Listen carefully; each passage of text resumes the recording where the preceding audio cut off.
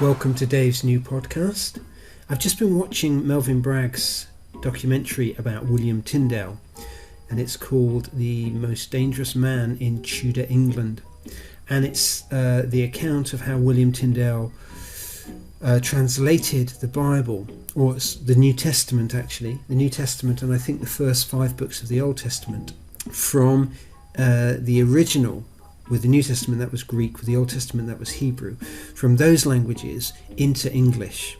And at the time he did it, it was illegal to translate the Bible into English. Those in power wanted to keep hold of the message, if you like, of the Bible, and the way they did that was having it translated in Latin, which most people couldn't read. It was originally put out on BBC television, but it's still out there on YouTube if you type in The Most Dangerous Man in Tudor England.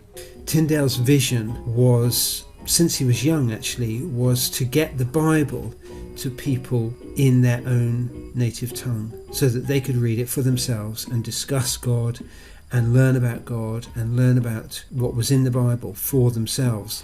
But the famous quote about him is that he said, "If God spare my life, I will cause a boy that drives the plough to know more of the scriptures." And I have to say, that inspires me today. Tyndale worked at a time when people couldn't access the Bible for themselves in this country. We live in an age when the Bible probably is in less and less houses, and even if it is in the house, it might not get read, or a lot of it might not get read, because it is a difficult book. It's not an easy read. I think as well, just as Tyndale lived in a time when the ploughboy actually that he wanted to get the message to couldn't read. He was illiterate. So Tyndale, I guess, imagined that people would read it to anyone who couldn't read. So we live in an age where, it's great that a lot of people read, the Harry Potter books and Da Vinci Code and things like that, and the Twilight books and things like that have encouraged more reading, I guess. But people don't necessarily read as much as they did. And some people perhaps don't read very much at all. A lot of men don't read very much at all. So it's the same challenge. How can we get the Bible to people in their language today, in the language that they understand?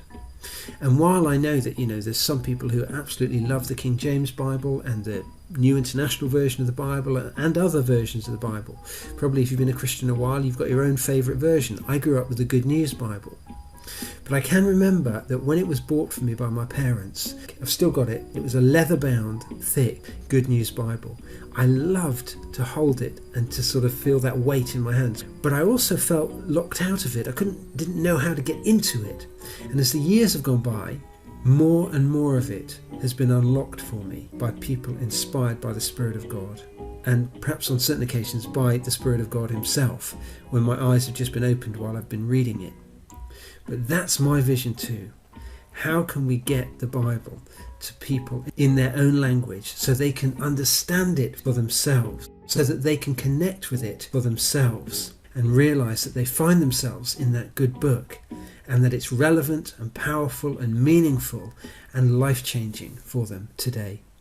Thanks very much for listening. That was Dave's podcast.